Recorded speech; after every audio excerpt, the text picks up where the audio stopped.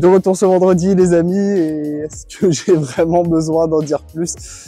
On se retrouve tout simplement sur la grille de départ de là où s'élanceront les pilotes ce samedi et ce dimanche. Bon, on n'est pas tout à fait sur la piste parce que j'ai pas non plus le droit d'aller sur la piste, mais on est tout simplement en période de track walk. Donc à l'heure actuelle, les pilotes sont en train de faire le tour de la piste à pied, en train de faire une reconnaissance du circuit, de voir un petit peu à quoi ça ressemble. Bien sûr, ils connaissent le circuit, ils l'ont déjà vu sur le simulateur, mais c'est tout à fait autre chose de le voir dans la réalité, de voir la réalité de la piste, à quoi ça va ressembler, à quel point c'est étroit, où est-ce qu'on peut aller frotter, où est-ce qu'on peut positionner un petit peu sa voiture. Bref, c'est un moment primordial. J'ai croisé notamment Stoffel Van Dorn, entre autres. Mais vous allez voir qu'on n'est pas trop mal placé puisque si on passe derrière, en fait, on est tout simplement devant le garage Abt Cupra. On est dans la voie des stands que je vous propose de découvrir tout de suite.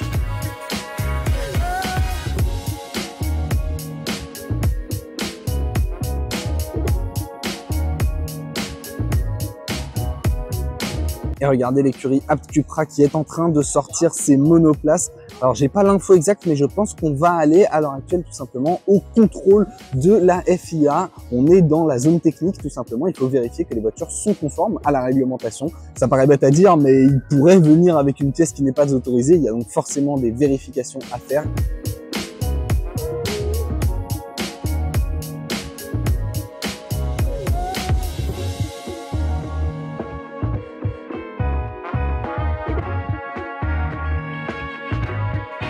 Vous voyez qu'on a un endroit où on va pouvoir venir poser la voiture. Juste à côté, on a la pesée, tout simplement l'endroit où, pendant les séances, les voitures peuvent se faire arrêter pour vérifier que leur poids est toujours conforme à la réglementation. Salut, je veux pas bouger ta charrette. Ah, c'est bon, ça va.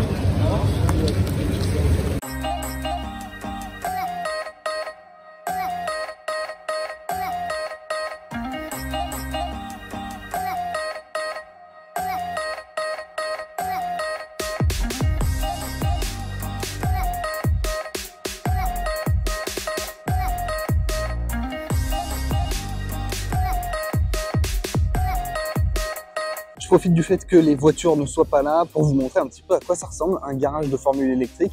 Et vous voyez que c'est beaucoup moins rempli qu'un garage de Formule 1. Forcément, on est sur des garages qui vont aller dans des endroits temporaires, contrairement à la Formule 1 où les circuits sont permanents, à part à Monaco, mais c'est un cas vraiment particulier. Et puis en Formule 1, il y a besoin de beaucoup plus d'équipements, il y a beaucoup plus d'éléments à gérer. Là, très sincèrement, à part un aileron de rechange, il n'y a pas énormément de trucs dont on a besoin. Sachant que, vous savez, en F1, on voit les teams principaux dans les écuries. Là, ils sont derrière, ils sont pas exactement ici, donc il y a juste les voitures.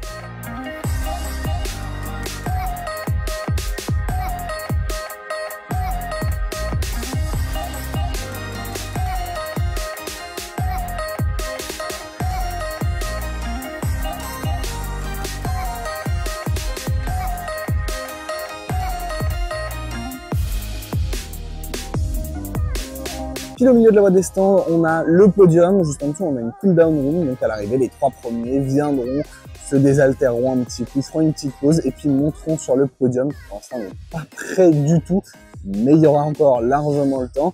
Et juste à côté, on a le garage Porsche qui, j'avoue, et je prends ma petite pépite du week-end. Ils étaient en train de manipuler des ailerons. Je vais pas dire sans faire gaffe, mais ça se voit qu'ils sont quand même assez résistants, ces ailerons. Et juste à côté, on a le garage Avalanche Andretti du leader du championnat, Jake Dennis. C'était honnêtement le garage le plus détendu. J'ai vu que 4 mécanos qui discutaient tranquille. La voiture d'André Lotterer, son coéquipier, était déjà prête. La scène pas encore, mais ça avait l'air de pas tarder. Bref, on était plutôt tranquille. Alors forcément, c'est pas la même ambiance que quand ça sera en train de se mettre en place. Mais c'est assez impressionnant à voir. Franchement, c'est un privilège incroyable d'être ici. Je suis hyper heureux. Je suis ravi aussi de pouvoir vous faire découvrir tout ça. J'espère que ça vous plaît. J'ai pas l'impression que c'est des images qu'on voit souvent. Mais personnellement, de l'extérieur, c'est vraiment le genre de truc qu'on a envie de voir comment se met en place l'événement. Pour l'instant, c'est un immense plaisir.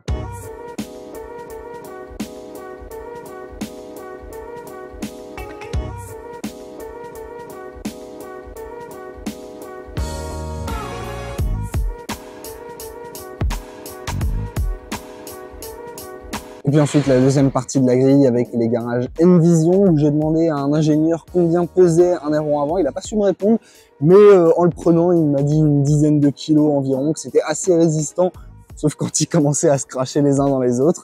très accessibles, les ingénieurs hyper sympas. Derrière le garage Jaguar où j'ai pu apercevoir Mitch Evans, 3e du championnat, en pleine discussion avec un autre membre de l'écurie. Et chez Maserati, il y avait des officiels de la FIA qui étaient en train de vérifier que tout était réglementaire. Alors je sais pas exactement ce qu'ils regardaient, j'ai vu notamment qu'ils vérifiaient comment on mettait le siège, donc peut-être qu'ils vérifient si l'installation est réglementaire, c'est pas tellement les pièces. Bon, c'est un petit peu compliqué à définir comme ça sans savoir exactement ce qui se passe, mais en tout cas, à l'heure actuelle, il y a toutes les vérifications qui sont en train d'être faites en vue notamment de la première séance d'essai libre qui aura lieu en fin d'après-midi. Et tout cela nous amène au bout de la pit lane avec un autre garage extrêmement stylé. J'avoue que j'ai fait la pub de Porsche avant d'avoir vu le garage McLaren, mais il faut dire qu'il est assez incroyable, très pétillant, très épuré. Non, franchement, il est très très beau. McLaren qui arbore ce week-end une livrée spéciale, la première livrée de l'histoire du sport automobile à avoir été créée entièrement par une IA. Elle est pas moche, honnêtement, de toutes les livrées McLaren qu'on a vues, plutôt pas mal. Et au moment où je passais, vous aviez en même temps les admins McLaren qui la prenaient en photo pour préparer les posts. Et oui, les réseaux sociaux, ça fait partie intégrante d'une écurie. Et quant à nous, on arrive au bout de la pit lane, fin de la limitation à 50. Je pense que c'est 50 miles par hour, mais il faudrait que je vérifie. Vous voyez que les feux ne sont pas encore allumés. Et derrière, on va partir sur le circuit, la partie intérieure donc du circuit, les premiers virages. Avec un premier virage, honnêtement, qui a l'air très très serré. Ah, ça m'étonnerait qu'il n'y en ait pas un qui tire tout droit dans le week-end.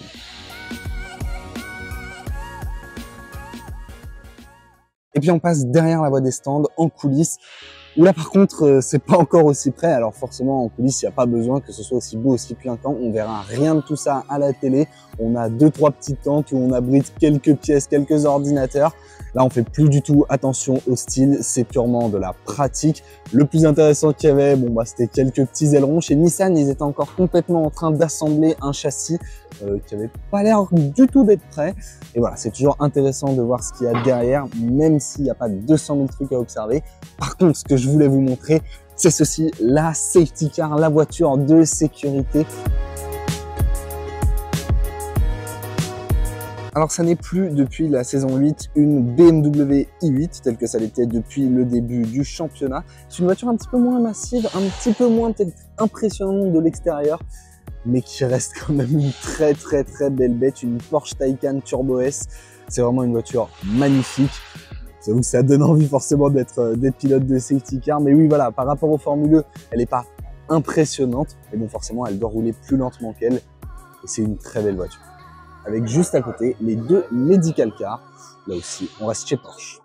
Et pour finir avec la pit lane, voici la direction de course qui est tout simplement dans des Algeco. C'est ici que les commissaires et le directeur de course se retrouvent tout simplement pour prendre toutes les décisions qui vont être très controversées. Comme chaque week-end, c'est un lieu extrêmement important sur un circuit de course, quel qu'il soit. Et sur ce, je vous propose maintenant de s'éloigner un petit peu de la pit lane pour partir ailleurs.